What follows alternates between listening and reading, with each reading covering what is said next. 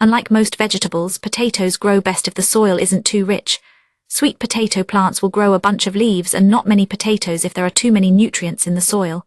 White potatoes become prone to disease. Ah, yes, of course. Bread by itself isn't much of a breakfast, so I'm going to make some congee too. Please do, that would be wonderful. Chu was peeling a sweet potato. What do you think you're doing? Lahan's brother demanded, snatching it away from her faster than lightning. Or, Chu said, twirling around theatrically. This is seed stock for planting, not for eating. Yeah, but there's nothing but wheat around here. There's hardly even any rice. I thought some potato would bulk it up a bit. Potato congee does sound good. Maomao realized her stomach was growling. A nice, hearty congee would be better than bread to start the day. We're going to plant this. You can't eat it, Lahan's brother said as if scolding a child. He sounded strangely like frizzy glasses. Perhaps it was because they were brothers. A nearby sheep looked up and gave a reproving bar, as if to say keep it down. Arg, I won't be able to use this for stock anymore. Lahan's brother groaned, looking miserably at the half-peeled potato. It'll make a delicious breakfast then. Sigh, I guess it had better. Not by itself though, I'll need at least 3 more. No, absolutely not, Lahan's brother snapped, stopping Chu before she could do any more mischief. Maomao's fists clenched. Truly she saw that this most ordinary man had his place to shine. It was when quipping at someone that Lahan's brother came into his own. Okay, let's forget about breakfast for a second. Do you think we can grow crops here?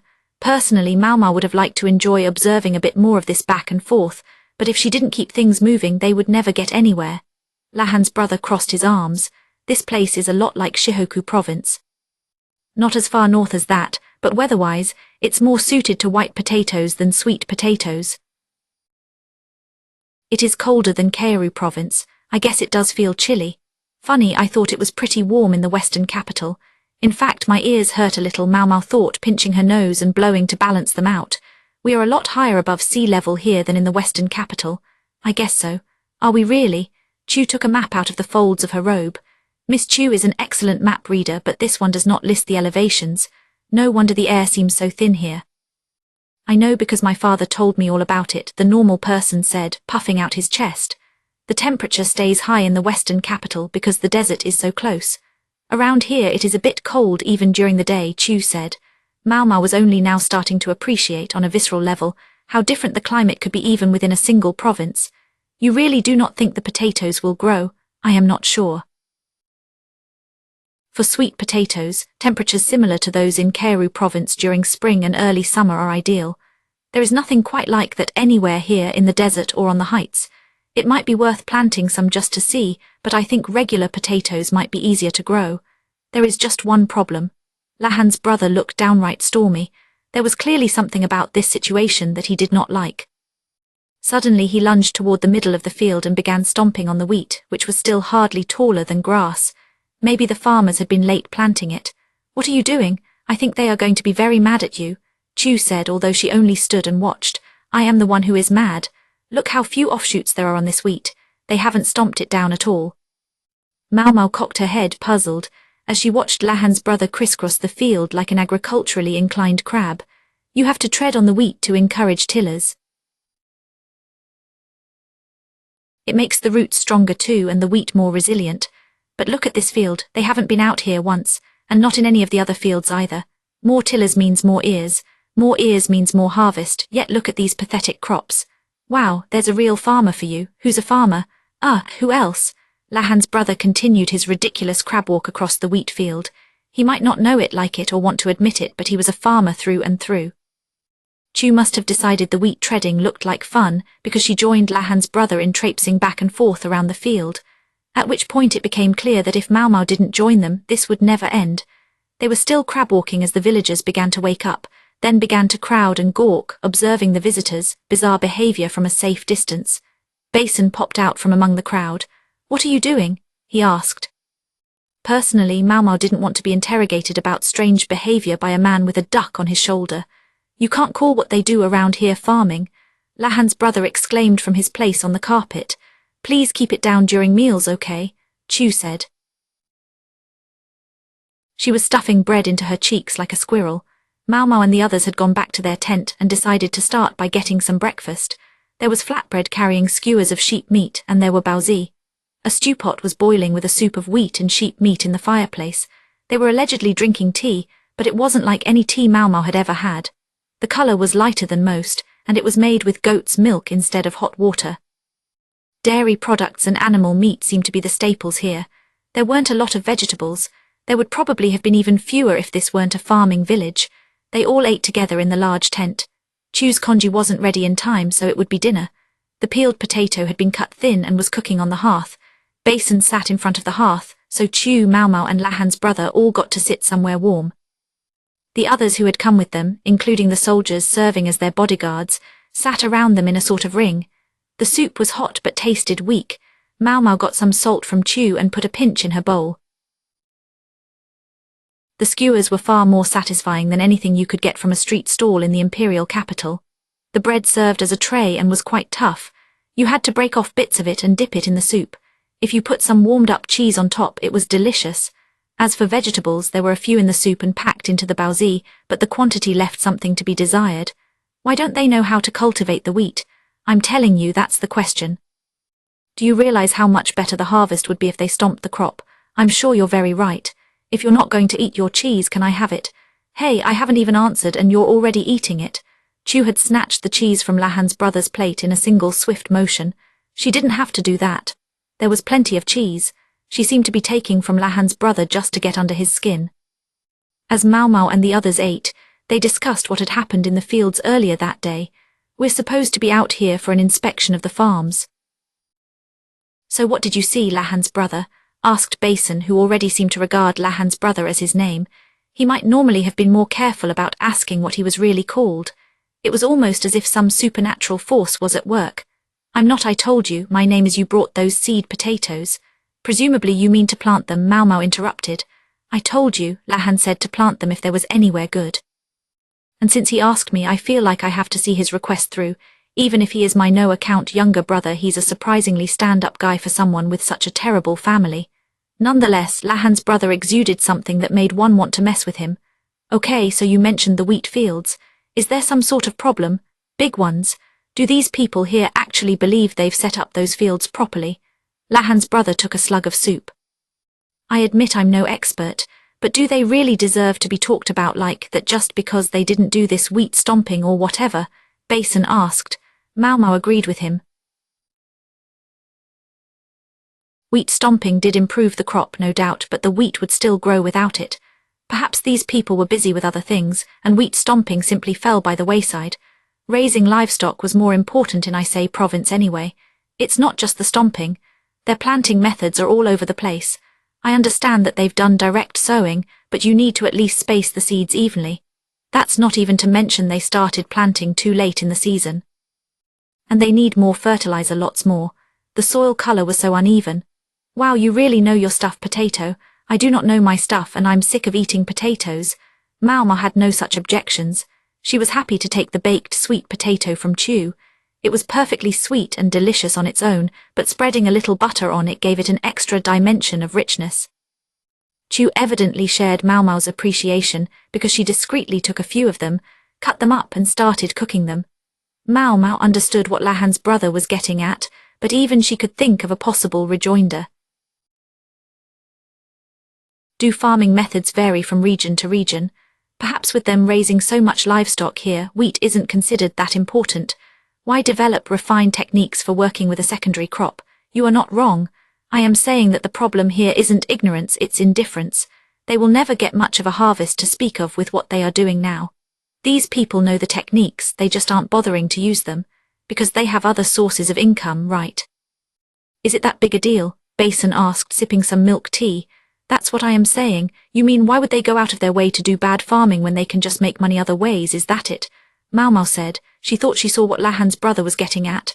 Why, yes, that's what I mean, Lahan's brother said, relaxing somewhat now that he finally felt someone understood him. I don't get it, said Basin. This isn't making sense to Miss Chu either. Explain in a way she can understand, said Chu. If they can feed themselves entirely with nomadic grazing, why not do that? Maomao said. Settling down in one place to plant fields makes it harder to raise livestock. This implies there was some advantage to settled living that made the trade-off worthwhile. You'd run yourself ragged trying to do this while you travelled, Basin observed. That's right. It's not unusual for nomadic herdspeople to settle down and become farmers. This includes, it would seem, the owner of this tent. Did they become farmers because they had no other choice, or because they thought there was a specific benefit to it? If they did it voluntarily for the advantages, wouldn't you expect them to be more interested in improving their harvests? Lahan's brother nodded assiduously at Maomao's explanation, although the other two continued to look baffled. I guess I'm not much for explaining. Does that make any sense? She asked. I mean, I get that something is off here, Basin said. It's hard to put into words, isn't it? Chu said. Maomao groaned and took a bite of her potato, which had gone cold. There was nothing else remotely sweet around here, so the potato's sweetness was that much more pronounced. Just then Maomao looked toward the entrance of the tent. A couple of kids were peering in at the visitors with interest. A boy and a girl around 10 years of age were probably siblings. Want some? Maomao asked. The kids looked a little intimidated, but they reached out for the sweet potato which they had never seen before. They each took a bite and their eyes went wide. Can we have more? They asked. You may, but maybe you could answer some questions for me first, said Maomao. Since the kids had come right to them, this would be the perfect chance to dig up some information. After breakfast, they toured the village with the kids. Are your families looking after the fields like they should? Are they cutting corners? Chu asked the siblings, not mincing words. The brother and sister shared a look. But you can't cut corners in a field, can you? Yeah, can you? I don't think kids this young are going to understand what you're getting at, Miss Chu. You think not, Miss Maomao? She gave the kids another cooked potato. The grown-ups say they can get money for starting fields. I do not know if that is what it means to cut corners, though. Money? Do you mean from selling the wheat? The older brother shook his head. No, not that. They say you get the money even if you do not grow the crops, so life is easy. Hey, you kids, we told you to stay away from the guests. One of the adults roared and the siblings ran off, frightened, although not enough to drop their potatoes. No, wait, Maomao called after them, but it was too late. They were already gone. So they get paid even if they do not grow anything? That sounded fishy. If it was true, it would explain why they did not feel any compulsion to look after the crops. I am sorry. Did those children do something wrong? Maomao asked. No, nothing, the villager said, although he continued to give Maomao and the others an apologetic look. In that case, Maomao wished he would not have shouted. He had driven away two very pliant young informers. Maomao would have liked to ask them a little more about the money supposedly in those fields. It does not look like they are hiding anything, she thought as they continued to walk around the village. To all appearances it was quiet, peaceful and unremarkable. There were not many commercial shops. People mostly supported themselves. They said a merchant came by about once every 10 days. The villagers proved to be kind and friendly. It was hard to imagine they were doing anything wrong. Maybe the kids just misunderstood something and now we are overthinking it. There was one man, however, who seemed to be taking this far harder than Maomao was. Poor Jeej, you look ready to smash something. Try putting on a smile, said Chu, ever ready to give Lahan's brother some grief. Lahan's brother scowled and looked at the village fields. He carried a bag full of seed potatoes. They were nominally here on a tour of inspection, but he had come along seeking a good opportunity to introduce this new crop. If he was going to give people something new to grow, he would have liked them to be a little more interested in growing it. Lahan's brother always vehemently denied being a farmer, yet he was deeply devoted to the agricultural arts. He was a perfectly ordinary, good and paradoxical man. He might have even denied being ordinary, but the principle that motivated his behavior seemed as normal as anyone else's. The world is full of elder sons who aren't actually interested in inheriting family headship, Maomao thought. However, she figured that if she pointed that out to Lahan's brother, he would only get angry. The most efficient thing might have been to split up and each start asking their own questions. But they couldn't make too much of a show of marching around. The patriarchal spirit was alive and well in Isay province, and a strange woman going here, there, and everywhere by herself was unlikely to be well received. They could assign a bodyguard, but Maomao would be doing most of the talking, so it wouldn't really solve the issue. Chu doesn't seem to have any problem doing her own thing, though. She claimed to have business to attend to and had disappeared somewhere. She could be a strange one, but Suhin accepted her, so she was probably safe. Maomao's best bet would be to convince Lahan's brother or Basin to ask questions on her behalf. If she had to choose one of them, she would choose Lahan's brother. Basin had a duck following him around and the villagers were giving him weird looks. Luckily, Maomao didn't have to convince Lahan's brother to do anything. He was already doing what she wanted, namely asking the villagers whether there had been any damage from insects lately. Insects, eh? Said one of the villagers. Yes, were bugs especially bad last year? Well, there are pests that come every year. Last year was just like all the others. They did plenty of damage, sure enough, but we pulled through somehow. We can thank the governor for having food to put on our tables. The governor, would that be Jayakuo? So the grasshoppers had been bad but not bad enough to consume the entire crop. HRM, all right, one more thing then, whose field is that over there? I'd like to meet them. Lahan's brother pointed at one of the wheat fields. What, that one? Oh, that's Nyanjan's field. He's an old man and lives out on the edge of town. You can't miss his place, there's a shrine right next to it. Thanks, I'll have a look. You don't actually mean to go see him, do you? The villager looked distinctly uncomfortable. I do. Is there some kind of problem? Well, I won't stop you. It's just the old guy can throw you for a loop sometimes. He's not a bad person though. If it doesn't bother you, I guess that's fine. There was something funny in the villager's tone. If anything, it made them even more curious. Maomao and the others headed for the edge of town as the villager had told them. Excuse me, Maomao said, tugging on Lahan's brother's robe. Yeah, what makes you so interested in that particular field? Can't you tell? It's the only pretty one out there. Pretty? There might have been better descriptors for a field, or maybe better things to describe as pretty, but Lahan's brother was completely serious. The other fields are scattershot and not laid out well, only that one is neatly divided into sections. It's been stomped too. There's good, strong wheat growing there, if you say so. When he mentioned it, she thought maybe she could see it, but sadly Maomao didn't have that much interest in wheat. It doesn't look like there's any mondo grass around here. Thinking of wheat naturally led her to think of medicinal plants. The plant she had in mind, though sometimes called snakebeard, really had nothing to do with wheat. Specifically, she thought of the roots. Wheat with ergot could be used medicinally, although its toxic properties tended to get more attention. Since there were no ears yet anyway, it was hard for her to muster much interest. There are no good plants anywhere around here. Maomao was on the verge of suffering from a chronic lack of medicinal herbs, a condition made all the worse by the great variety of medicines she'd been able to encounter since becoming a medical assistant. Drugs. I want to see some drugs. Just the thought brought on a sudden episode, her breath growing ragged. There hadn't even been any good medicine along the roadside on the way here. Hey, are you all right? You don't look so good, Lahan's brother said, concerned. Pardon me. It's nothing. It was easy enough to say, but she wanted to see some drugs. She wanted to smell them. She would take anything, even if it was poisonous. What was nearby that might serve as medicine? Maybe the sheep grazing idly in the fields. Could you use their horns as medicine? She couldn't quite remember. She thought it was called Ling Yang Jiao, and Yang meant sheep. These must have been a different kind of sheep, however, because their horns didn't look anything like the medicinal ones Maomao had seen. Maybe they would still have a similar effect. Arms outstretched like a hungry ghoul, Maomao reached for the sheep nearest the fence. Whoa, hey, I knew there was something wrong with you. Lahan's brother pinned her hands behind her back. Maomao was perfectly aware that her behavior was erratic, but her body seemed to act on its own. She just needed medicine, any medicine. Medicine, she rasped, trying to urge Lahan's brother to bring her some sort of drug, anything at all.